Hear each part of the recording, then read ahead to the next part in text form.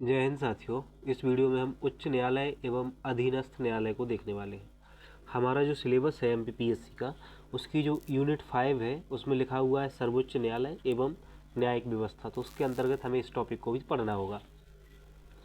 सर्वोच्च न्यायालय को हम पहले ही कंप्लीट कर चुके हैं। आई होप कि आपने वो वीडियो देखा होगा। मैं गारंटी ले सकता हूँ कि उस वीडियो के अलावा कहीं और से क्वेश्चन नहीं आ सकता है। उसमें इतने सारे फैक्ट कंप्लीट कराए गए हैं आपके कि उसके अलावा कहीं से भी बाहर से क्वेश्चन बनने की संभावना नहीं है। सर्वोच्च न्यायालय की एमसीक्यू लगाना बाकी है, तो उसका वीडियो अलग से आएगा।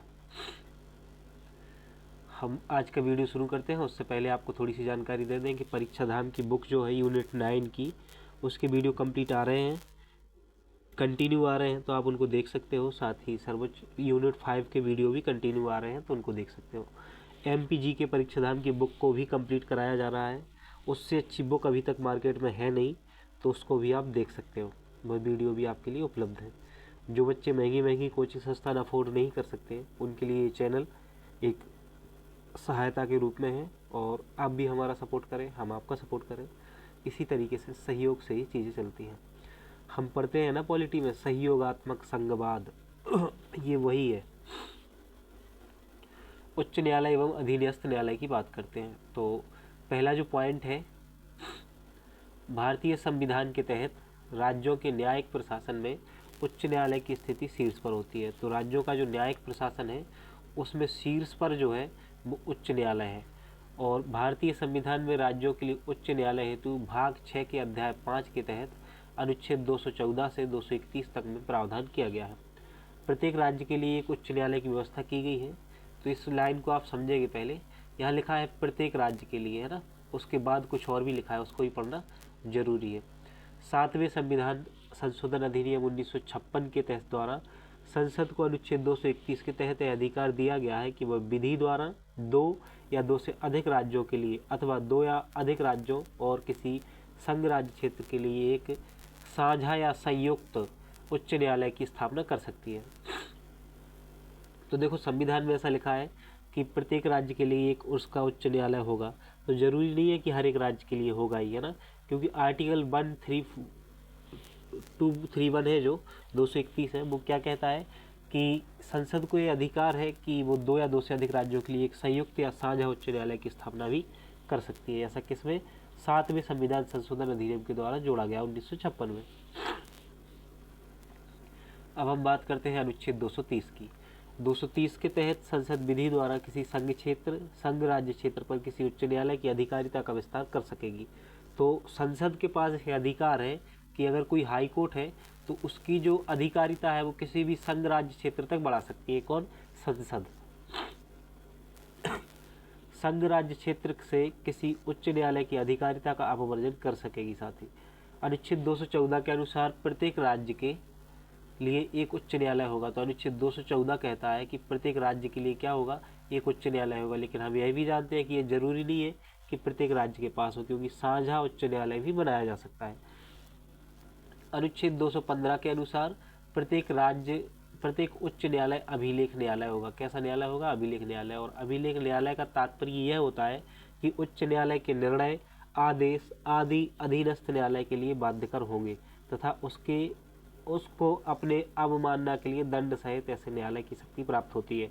अगर आप माननीय हाई कोर्ट की अवमानना करते हो तो आपको दंड दिया जा सकता है। इसी को बोलते हैं अभिलेख न्यायालय।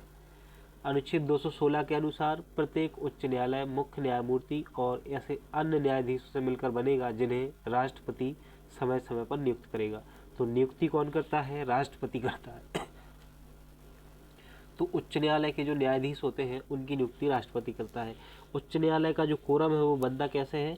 उसमें एक मुख्य न्यायाधीश होगा और साथ ही कुछ अन्य न्यायाधीश होते हैं। इस प्रकार से मिलके उच्च न्यायालय का जो उच्च न्यायालय है वो कुल मिलाकर बनता है। और इनकी नियुक्ति कौन करता है? तो राष्ट्रपति जो है इनकी नियुक्ति करते हैं।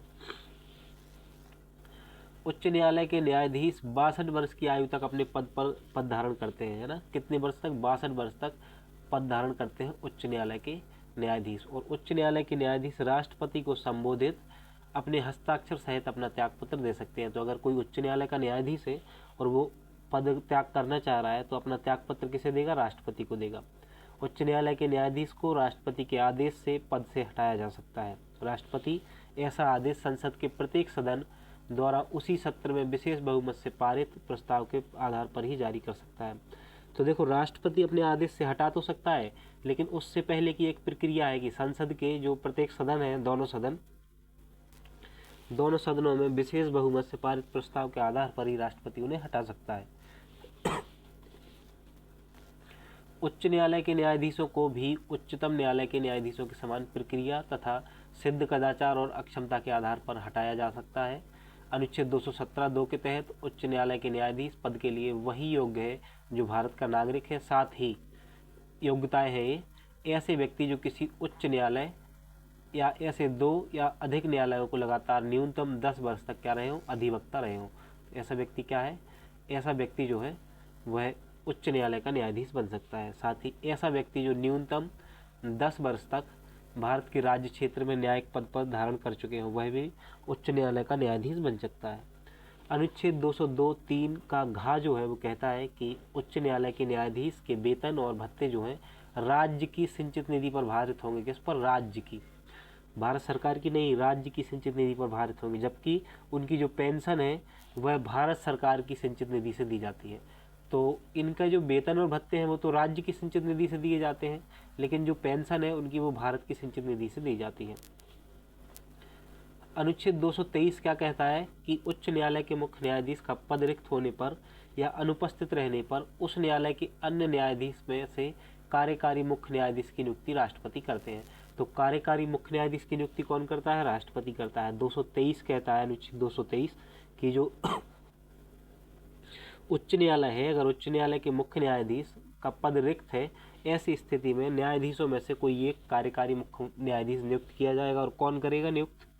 राष्ट्रपति नियुक्त करेंगे।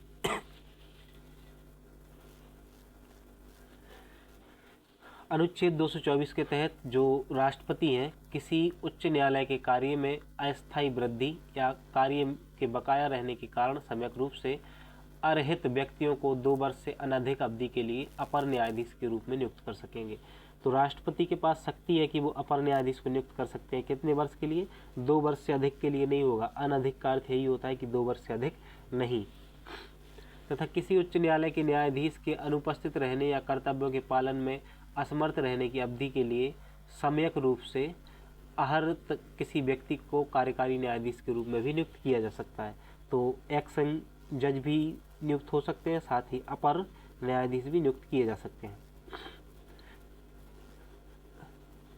ऐसे न्यायाधीश भी 62 वर्ष की आयु तक पद धारण कर सकते हैं। और अनुच्छेद 226 के तहत मूल अधिकारों को परिवर्तित करने के लिए और किसी अन्य प्रयोजनों के लिए रिट जारी करने की शक्ति उच्च न्यायालय को है।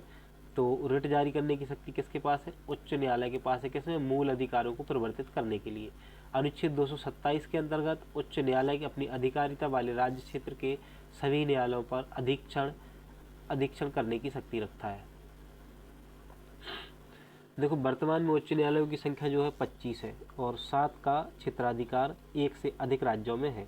दिल्ली एवं जम्मू कश्मीर ऐसे 2 केंद्र शासित प्रदेश हैं जिनके पास अपने उच्च न्यायालय हैं, जबकि अन्य केंद्र शासित प्रदेश विभिन्न राज्यों संघ राज्य क्षेत्रों में उच्च न्यायालयों के न्यायिक क्षेत्र में आते हैं। कहने का मतलब ये है कि दिल्ली जो है और जम्मू कश्मीर जो है ये ऐसे केंद्र शासित प्रदेश हैं जिनका अपना खुद का उच्च न्यायालय है।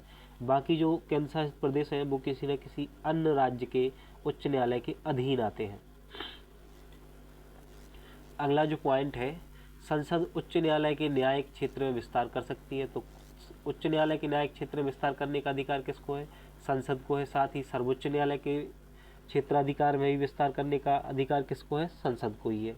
अनुच्छेद 241 के तहत संसद विधि द्वारा किसी संघ राज्य क्षेत्र के लिए उच्च न्यायालय गठित कर सकती है। तो संसद के पास अधिकार है कि वह 241 के तहत किसी संघ राज्य क्षेत्र के लिए उच्च न्यायालय गठित कर सकती है या ऐसे राज्य क्षेत्र में किसी उच्च न्यायालय को इस संविधान के सभी या किन्हीं प्रायोजनों के लिए उच्च न्यायालय घोषित कर सकती है। वर्ष 1862 ईस्वी में क्रमशः कलकत्ता, मुंबई और मद्रास। देखो 1862 में क्या हुआ, आप ध्यान देंगे 1862 की घटना को। 1862 में कलकत्ता, मुंबई और मद्रास में उच्च न्यायालयों की स्थापना की गई। तो पहली बार उच्च न्यायालयों की स्थापना कहाँ की गई? कलकत्ता, बम्बई और मद्रास में। इलाहाबाद उच्च न्यायालय मूलतः 1866 में स्थापना हुई और उत्तर पश्चिम प्रांत में उच्च न्यायालय के रूप में आगरा में सदर दीवानी अदालतों के स्थान पर हुई थी, जिसे 1869 ईस्वी में इलाहाबाद में स्थानांतरित कर दिया गया तथा वर्ष 1919 में इसे वर्तमान नाम दिया गया है। एक और महत्वपूर्ण पॉइंट ये है कि अनुच्छेद 233(1) के अनुसार किसी राज्य में जिला न्यायाधीश नियुक्त होने वाले व्यक्ति की नियुक्ति तथा जिला न्यायाधीश की पदस्थापना और प्रोन्नति उस राज्य के राज्यपाल ऐसे राज्य के संबंध में अधिकारिता का प्रयोग करने वाले उच्च न्यायालय से परामर्श करके करते हैं। तो कौन करते हैं? राज्यपाल करते हैं। किसकी नियुक्ति? जिला न्यायाधीश नियुक्ति। जिला न्यायाधीश नियुक्ति कौन करते हैं? राज्यपाल करते हैं। अनुच्छेद 234 के अनुसार जिला न्यायाधीशों, अनुच्छेद 234 जो है उसके अनुसार जिला न्यायाधीशों से विभिन्न व्यक्तियों की किसी राज्य की न्यायिक सेवाओं में नियुक्ति उस, जो अगला पॉइंट है पहले मैं उसको पढ़ रहा हूँ फिर मैं आपको समझाता हूँ। जिला न्यायाधीशों से विभिन्न व्यक्तियों, जिला न्यायाधीशों से विभिन्न व्यक्तियों की किसी राज्य की न्यायिक सेवा में नियुक्ति उस राज्य के राज्यपाल द्वारा, एक मिनट रुकेंगे, कुछ टेक्निकल इशू।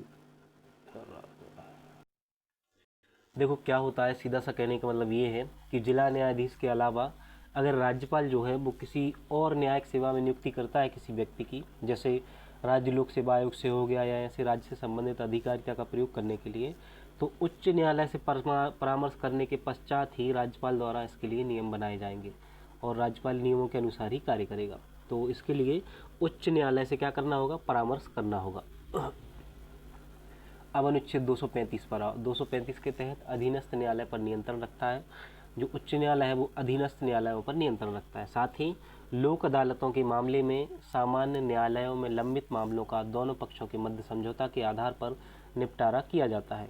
इसमें दीवानी मामलों के साथ साथ कतिपय आपराधिक मामलों पर भी विचार किया जाता है। तो लोक अदालतों में दीवानी मामले अक्सर जाते हैं, लेकिन इसमें आपराधिक मामलों की भी जांच हो सकती है।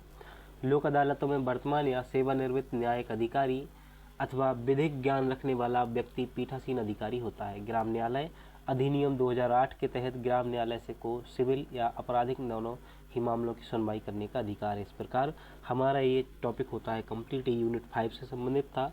आई होप कि आप इसे ज़रूर देखेंगे और पूरा ही देखना है ना। मिलते हैं फिर नेक्स्ट वीडियो में। जय हिंद साथियों।